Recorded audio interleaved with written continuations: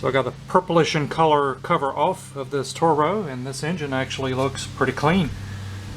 And here's the information on that Tecumseh engine on this Toro. It's model LV195XA. And these are 15/16 in size in the front to come off. And this dipstick is 15/16.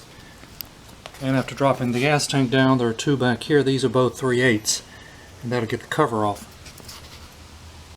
And the good news is the spring is not broken. It's just a matter of putting a rope in here.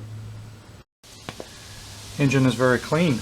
I'm going to check for spark as well since I got the cover off and now that I can turn the engine, but everything around here is pretty clean.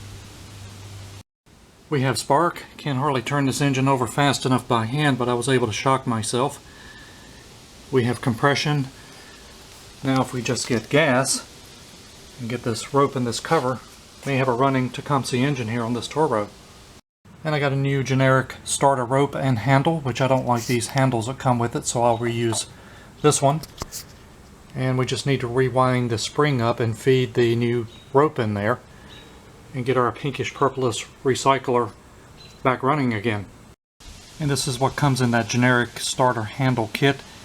New rope. I don't care for these handles, so I'm going to try to reuse the one I got. So you wind these springs up counterclockwise, and you can put a screwdriver in here to kind of jam it in the way, and then get this hole where this old rope is aligned with the rope hole here, and then you can feed the new rope in there. Just don't wind it too tight, you'll break that spring. The nice thing about this cover is it's got two sheet metal screws where you can pull this recoil off and get a little closer access to the hole to be able to feed this rope in versus being on this cover.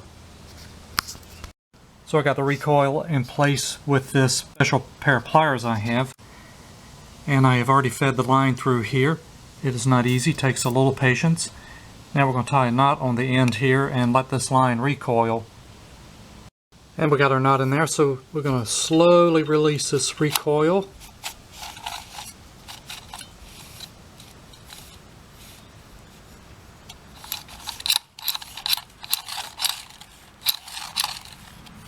And that feels pretty good. Got a lot of excessive rope here, a lot gets pulled up to the handle, but don't think I could wind that any more tighter to break the spring. So let's get this back on the cover here. And the recoil and the new rope is back on.